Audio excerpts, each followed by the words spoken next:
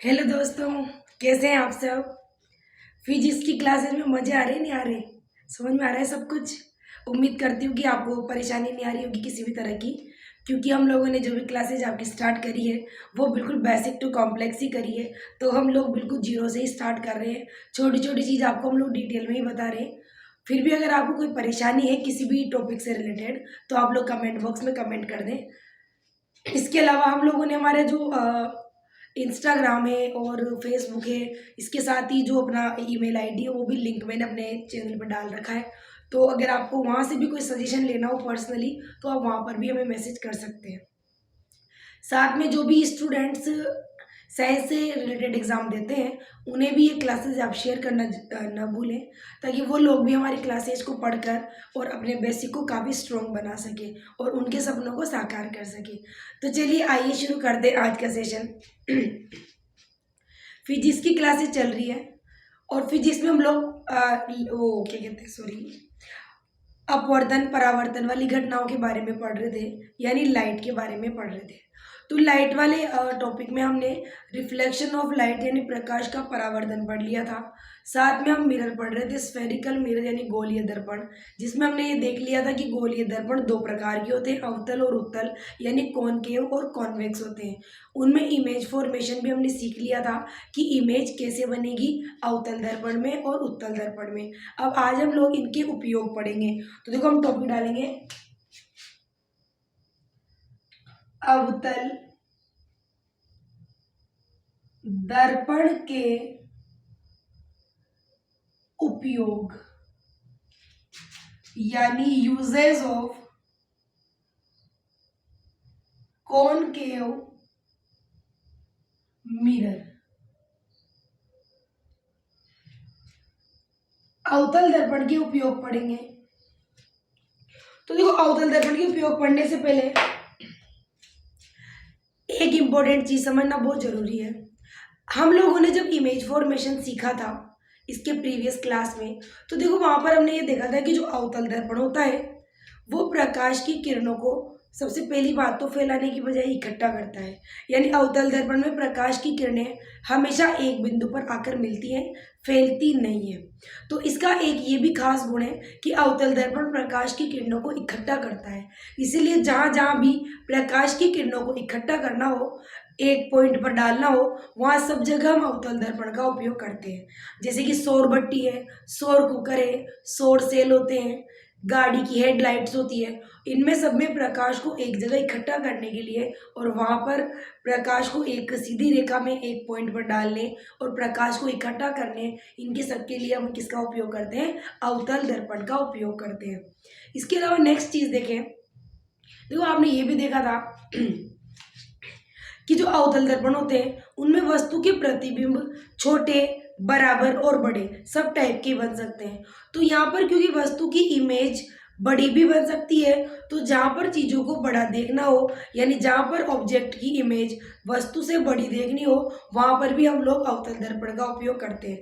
जैसे जो दांतों के डॉक्टर होते हैं वो दांतों का बड़ा प्रतिबिंब बनाने के लिए भी इसका उपयोग करते हैं। इसके अलावा जो शेविंग दर्पण होते हैं वहाँ पर चेहरे की बड़ी इमेज देखने के लिए और सॉरी इनमें भी अवतल दर्पण का उपयोग करते हैं। तो ये हमारे डेली लाइफ में यूज़ होने वाले बहुत सारे ऐसे यूज़ हैं जो अवतल दर्पण के होते हैं। और अवतल दर्पण के ये जो यूज़ है वो केवल इसके दो ही फीचर के ऊपर डिपेंड कर रहा है यहाँ पर। एक तो ये कि ये प्रकाश की किरणों को इकट्ठा करने की कैपेसिटी रखता है, और दूसरा ये कि ये इस पर आने वाले प्रकाश को इकट्ठा तो करता ही है, साथ में वस्तु की जो इमेज होती है उसे वस्तु से बड़ी बनाने की कैपेसिटी भी रखता है। तो जब भी हमें वस्तु की इमेज वस्तु से बड़ी बनानी हो तो वहां पर हर जगह हम लोग अवतल दर्पण का उपयोग कर सकते हैं। चलिए लिखते हैं इसकी यूज नंबर 1। जो पहला उपयोग तो कहाँ होगा अपन समझ लें कि जो गाड़ियाँ होती है जैसे बाइक है, कार है, तो उनकी जो आगे की हेडलाइट होती है उस हेडलाइट को जब आप रात में जलाते हैं तो आपको पता होगा उसकी दो तरह से लाइट जलती है। वो एक ही वस्तु पर उसकी प्रकाश को डालता है, यानी जो उसकी लाइट होती है हेडलाइट, उसकी जो लाइट निकलती है वो एक जगह एक ही पॉइंट पर आकर मिल जाती है, जिससे सामने कोई पर्टिकुलर वस्तु आपको दिख जाती है। तो प्रकाश का समांतर किरण पुंज यानी एकदम समांतर जो पैटर्न बनता है प्रकाश की किरणों का, वो प्राप्त करने के लिए जो गाड़ियां होती है, वाहन होते हैं, उनकी हेडलाइट्स में हम लोग किसका उपयोग करते हैं, अवतल दर्पण का। तो पहला पॉइंट तो हमारा ये हो जाएगा, प्रकाश का समांतर किरण पुंज क्या होता है, बीम, लाइट बीम जो होता है, किरण पुंज प्राप्त करने के लिए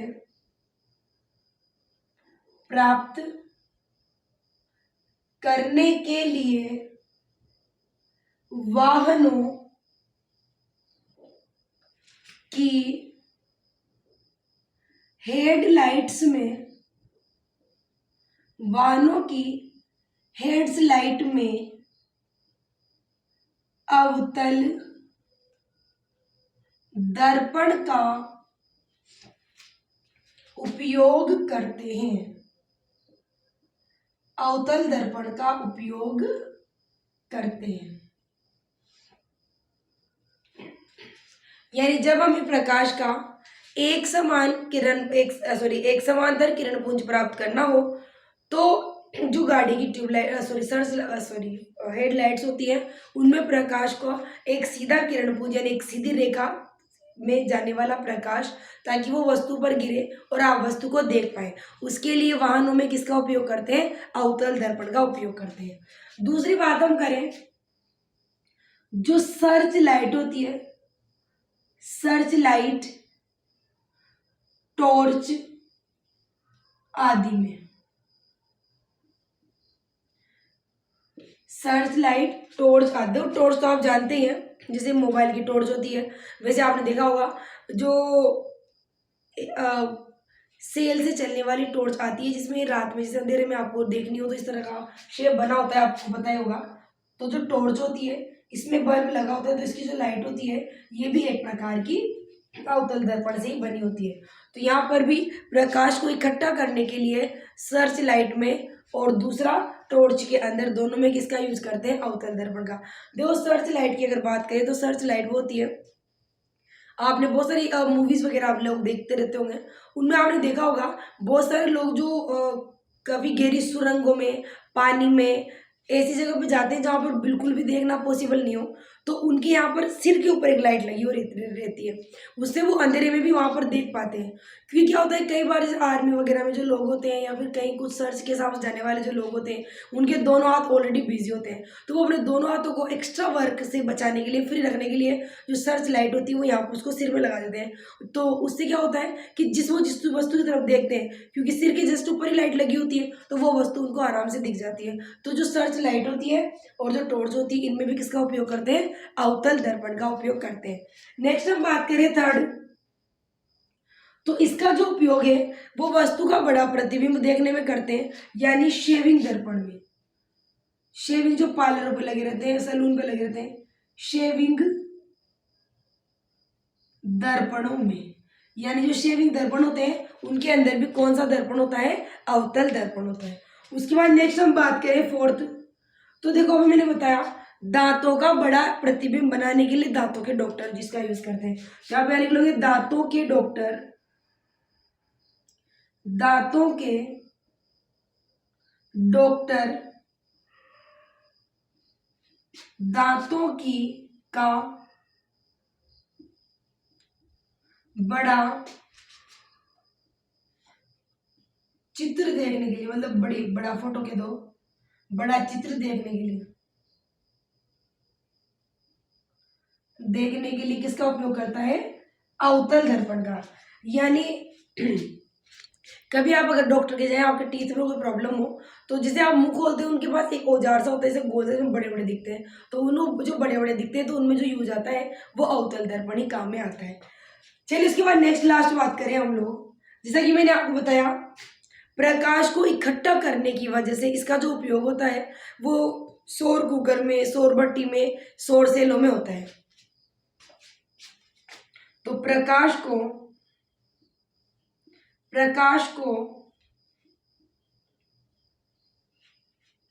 सौर प्रकाश, तो सौर ऊर्जा को, सूर्य के प्रकाश को, सूर्य का प्रकाश या सौर प्रकाश, तो सौर प्रकाश को एक बिंदु पर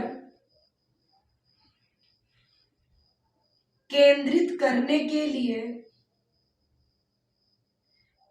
एक बिंदु पर केंद्रित करने के लिए सौर भट्टी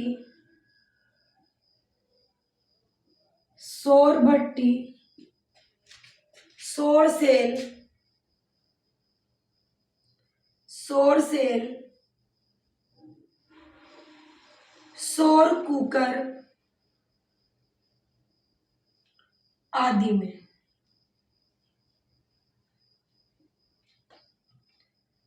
क्योंकि देखो जो अवतल दर्पण होता है यानी कॉनकेव मिरर, इसकी ये स्पेशलिटी होती है कि इस पर आने वाली प्रकाश की किरणें जब रिफ्लेक्टेड होती है तो रिफ्लेक्शन के बाद ये उनको एक बिंदु पर इकट्ठा कर लेता है।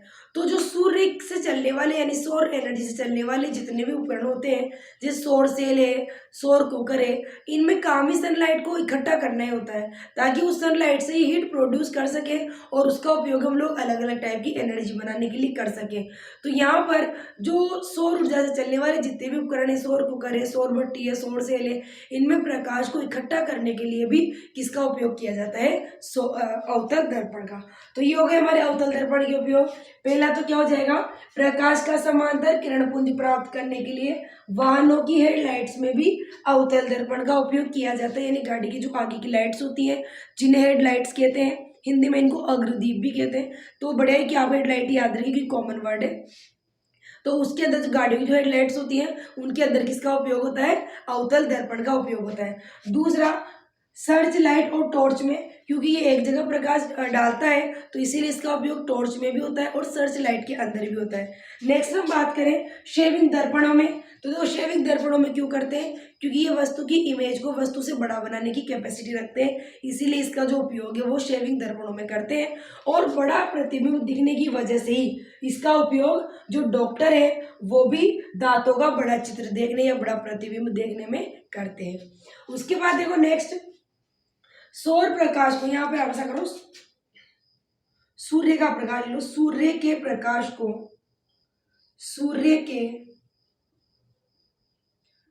प्रकाश को एक बिंदु पर केंद्रित करने के लिए सौर भट्टी, सौर सेल और सौर कुकर आदि में भी अवतल दर्पण का उपयोग किया जाता है। तो आप इसे नोट कर लें, उसके बाद हम लोग लिखेंगे उत्तल दर्पण के उपयोग।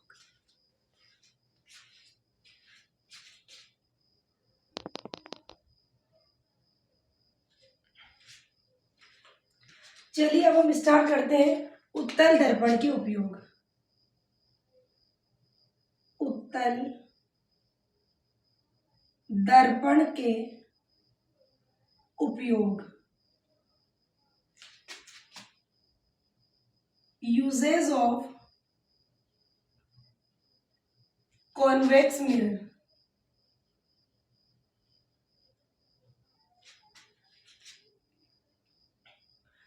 तो देखिए सबसे पहले तो आप एक बात याद रखिए कि जो उत्तल दर्पण होता है वो प्रकाश की किरणों को इकट्ठा नहीं करता बल्कि अलग अलग दिशाओं में फैला देता है। हमने देखा भी था कि उत्तल दर्पण में आपने दो स्थितियां पढ़ी थी, एक तो जब वस्तु अनंत पर हो और एक जब वस्तु अनंत और पी के बीच हो। दोनों स्थितियों में जो इमेज बनी थी वो वास्तविक न बन के आभासी बनी थी। तो आभासी इसलिए बनी थी क्योंकि ये प्रकाश की किरणों को इकट्ठा नहीं होने देता बल्कि अलग अलग डायरेक्शन में उनको फैला देता है। तो अलग अलग डायरेक्शन में फैलाने की वजह से ये प्रकाश को इकट्ठा तो नहीं कर सकता और इसमें इमेज भी छोटी बनती है। जैसे कि आपने देखा ही था कि जब वस्तु अनंत पर थी तब तो वस्तु का प्रतिबिंब बिल्कुल ही बिंदु के आकार का बिल्कुल ही छोटा सा बना था जो कि ठीक से दिखाई तक भी नहीं दे रहा था। और एक हमने ये देखा था कि जब वस्तु अनंत और पी के बीच हो, तो हमने देखा था कि जब वस्तु अनंत और पी के बीच हो तो प्रतिबिंब पी और एफ के बीच बनता है लेकिन बिल्कुल ही छोटा सा बनता है। यानी उत्तल दर्पण में इमेज हर हाल में छोटी ही बनती है, पर फिर भी इसकी कुछ खास यूज। एक्चुअली आपने देखा होगा कि जो उत्तल दर्पण है ये इस तरह से घुमा हुआ रहता है, इस तरह से घुमा हुआ रहता है ये, और ये इस तरह से घुमा हुआ रहता है। तो देखो ये वाला पार्ट होता है जो रिफ्लेक्शन करता है, यानी इसका जो रिफ्लेक्टेड सरफेस होता है, जो रिफ्लेक्शन करता है, वो ऐसे यूं घुमा हुआ है। देखो ये ऐसे बाहर की तरफ, ये वाला इधर तक फैल रहा है और ये वाला इधर तक फैल रहा है। तो क्योंकि बाहर तक घुमा हुआ रहता है, इसीलिए ये बहुत दूर तक की प्रकाश की किरणों को भी अपने अंदर अब्जॉर्व करके, यानी इंसिडेंट करके, और उनका रिफ्लेक्शन करने की कैपेसिटी रखता है। देखो उत्तल तो इस तरह से होता है, सॉरी अवतल तो, यानी ये तो अंदर की किरणों को इकट्ठा, इधर मतलब पास पास की किरणों को इकट्ठा कर सकता है, लेकिन ये इधर की, इधर की, इधर की, इधर की, इधर की, अलग अलग सभी डायरेक्शन से आने वाली प्रकाश की किरणों को ये आपतित करके और उनका रिफ्लेक्शन करके वस्तु की इमेज बनाने की कैपेसिटी रखता है। यानी उत्तल दर्पण की सबसे खास बात क्या है कि वस्तु भले ही कितनी भी दूर हो, ये उसका एकदम क्लियर इमेज बनाने की कैपेसिटी रखता है। हालांकि इसमें इमेज छोटी बनती है, लेकिन फिर भी बहुत दूर की वस्तु की इमेज भी आराम से बन जाती है। इसीलिए सेफ ड्राइविंग करने के लिए आपकी गाड़ियों में जो साइड ग्लास लगे होते हैं, वो जो साइड मिरर होते हैं, वो साइड मिरर में कौन सा दर्पण यूज होता है, उसमें आपके कॉन्वेक्स मिरर ही यूज होता है। तो गाड़ी के जो साइड ग्लास है, एक तो उनमें हो जाएगा, तो अपन फर्स्ट लिख लेंगे वाहनों के पार्श्व मिरर, यानी एक मिनट, वाहनों के पार्श्व दर्पणों यानी साइड मिरर में, यानी एक तो गाड़ी के दोनों साइड पे जो आपने देखा होगा आपकी गाड़ी पे, स्कूटी पे, कार पे, दोनों तरफ कांच लगे होते हैं जिनमें आप पीछे की इमेज को देख पाते हो। तो जो साइड में जो मिरर लगे होते हैं वो उत्तल दर्पण के ही होते हैं।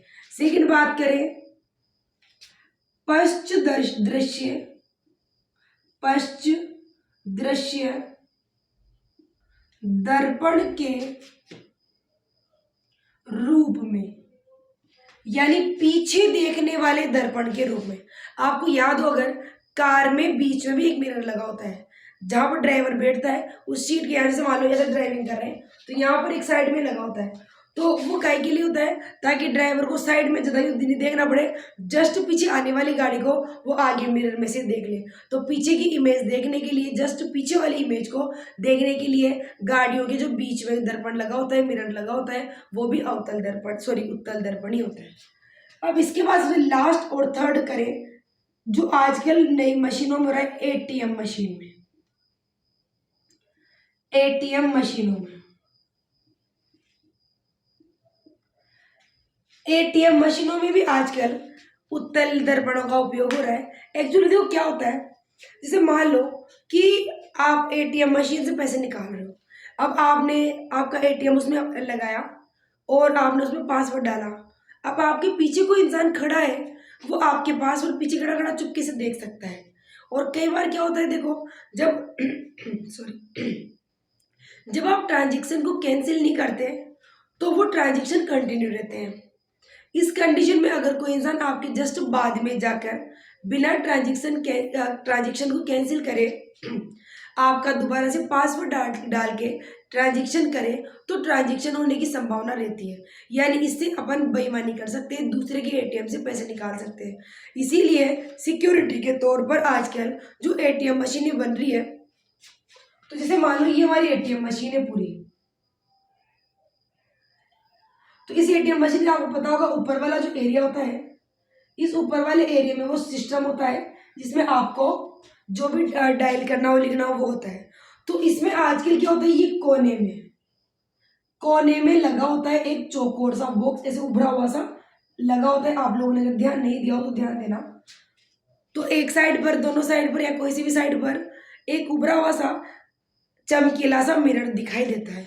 तो वो मिरर इसलिए होता है ताकि जब आप अपना पर्सनली अपना एटीएम डालकर ट्रांजेक्शन कर रहे हो तो पीछे से अगर कोई व्यक्ति आपकी तरफ देख रहा होगा तो आपको साइड में मिरर में दिख जाएगा। यानी ये जो मिरर जस्ट आपके सामने यहीं पे से आप यूज कर रहे हो इसी जगह रहता है। तो जैसे आप यूज करते करते ट्रांजेक्शन की जो भी पासवर्ड आप डाल रहे हैं आराम से कॉर्नर पे देख सकते हैं। तो आपको पता लग जाएगा कि पीछे कोई इंसान आपका पासवर्ड चुराने की कोशिश कर रहा है, तो उससे आप बच सकते हो, सेफली ट्रांजेक्शन करते हो। तो सेफली ट्रांजेक्शन के लिए आजकल की एटीएम मशीनों में उत्तल दर्पण यानी कॉन्वेक्स मिरर का यूज करते हैं, ताकि आप पीछे की वस्तु को देखकर और ये पता लगा पीछे के किसी इंसान या जो भी है उसको देखकर ये पता लगा सकते हैं कि कहीं वो आपके पासवर्ड चुराने की कोशिश तो नहीं कर रहा।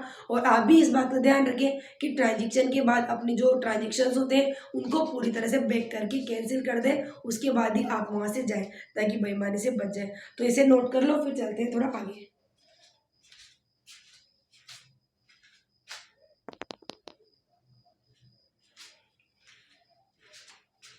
चलिए अब हम लोग स्टार्ट करते हैं दर्पण सूत्र यानी मिरर फॉर्मूला। अब जो आपका पोर्शन स्टार्ट होने वाला है इस पोर्शन से रिलेटेड न्यूमेरिकल बेस्ड क्वेश्चन आते हैं, साथ में ये फॉर्मूले डायरेक्टली पूछे भी जाते हैं। तो देखो, अगर बात हम करें मिरर फॉर्मूले की तो मिरर फॉर्मूला कुछ भी नहीं होता, केवल सिंपल सा जो फोकस दूरी होती है, वस्तु की दूरी होती है और प्रतिबिंब दूरी होती है, उन तीनों के बीच का रिलेशन होता है बस।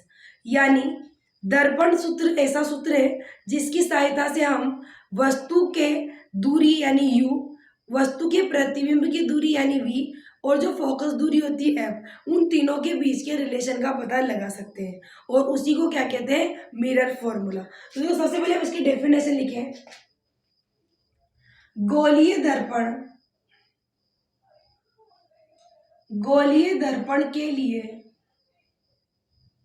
गोलीय दर्पण के लिए वस्तु या बिंब दूरी लिख लो, बिंब दूरी u, प्रतिबिंब दूरी v, प्रतिबिंब दूरी v तथा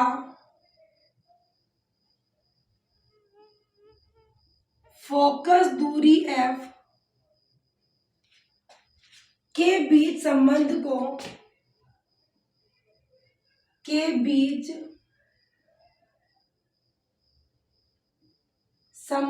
को जिस सूत्र द्वारा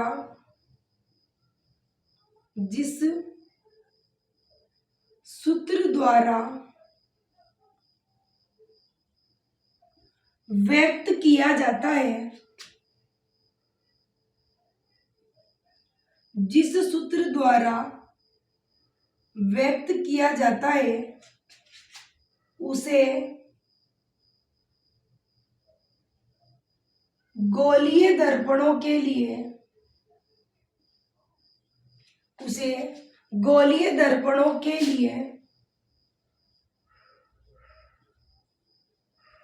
दर्पण सूत्र कहते हैं। दर्पण सूत्र यानी मिरर फॉर्मूला कहते हैं।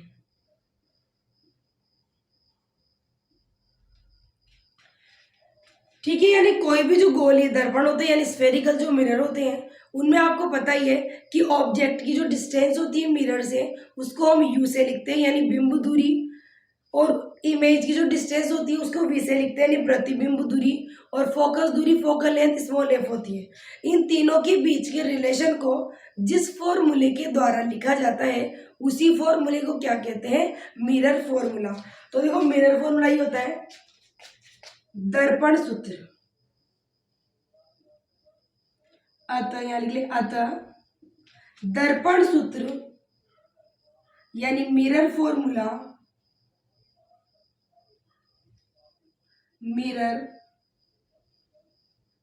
देखो मिरर फॉर्मूला ही होता है 1/f equal to 1/v plus 1/u, यही होता है मिरर फॉर्मूला। यानी फोकस दूरी f, प्रतिबिंब दूरी v और वो क्या कहते हैं, वस्तु की दूरी u, इन तीनों के बीच के रिलेशन को व्यक्त करते हैं। इसे क्या कहते हैं, प्रतिबिंब दूरी कहते हैं, सॉरी मिरर फॉर्मूला कहते हैं। यहां पर देखो वेयर, जहां f तो क्या है, फोकल लेंथ, फोकस दूरी, f क्या है, फोकस दूरी यानी फोकल लेंथ, u क्या है, बिंब दूरी, बिंब दूरी यानी object distance, object distance and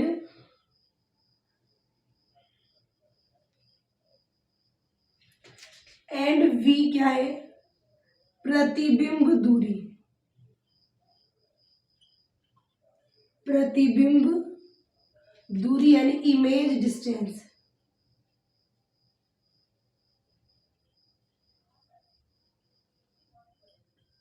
image distance.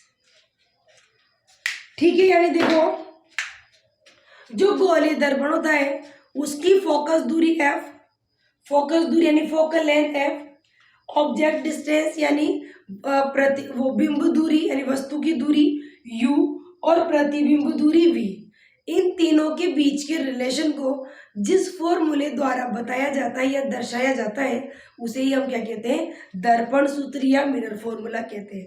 तो मिरर फॉर्मूला और कोई अदर चीज नहीं होती, केवल मिरर फॉर्मूला एक ऐसा फॉर्मूला होता है जो फॉर्मूले की फॉर्म में हमें यह बताता है कि वस्तु की दूरी यानी बिंब दूरी u, प्रतिबिंब दूरी यानी इमेज डिस्टेंस v, और फोकस दूरी f, इन तीनों के बीच में आपस में क्या संबंध है। तो इन तीनों के बीच के संबंध को बताने के लिए इन्हें एक सूत्र की फॉर्म में लिख दिया जाता है और उसी सूत्र को क्या बोलते हैं, दर्पण सूत्र, मिरर फॉर्मूला। और मिरर फॉर्मूला आपको याद रखना है क्योंकि जब हम सवाल भी करेंगे आगे तो ये मिरर फॉर्मूला हमारे खूब काम आएगा।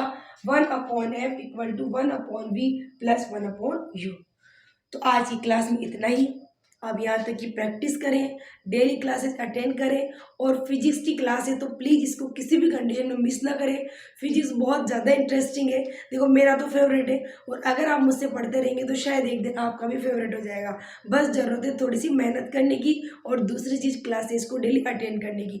आप लोग डेली क्लासेस अटेंड करें, डेली उसका रिविज़न करें, और अगर आपको किसी भी टॉपिक में कोई प्रॉब्लम है, छोटी बड़ी जैसी भी टाइप की, तो हमें ज़रूर बताएं ताकि हम आपकी प्रॉब्लम्स को सॉल्यूशन करके और आपको जो बेस है उसको काफ़ी स्ट्रॉन्ग बना सकें। और इसके लिए सबसे ज़रूरी यही है कि आप जितना ज़्यादा हो सके उतनी प्रैक्टिस करें। ज़्यादा भले आप एक्स्ट्रा टाइम नहीं दे सकते ना तो मत दीजिए, हमारे वीडियो को 1 से 2 बार देख लें आप। और एक सबसे इम्पोर्टेंट, नोट्स बनाना, वीडियो आप 2-3 बार देख लें ताकि आपको बार बार सेम चीज़ सुनते जाएंगे तो रिवीजन हो गया, अपने आप ही रिवीजन हो जाएगा।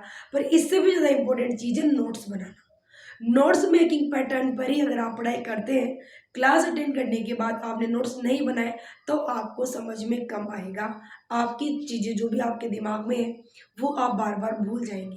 तो सारी चीज़ें याद रखने के लिए वन एंड ओनली सॉल्यूशन यही है कि हम क्लासेज को अटेंड करने के साथ साथ हम एक दूसरा इम्पोर्टेंट काम ये भी करें कि जितना भी या जो भी हम पढ़ रहे हैं उसके हम नोट्स बनाते हुए चलें।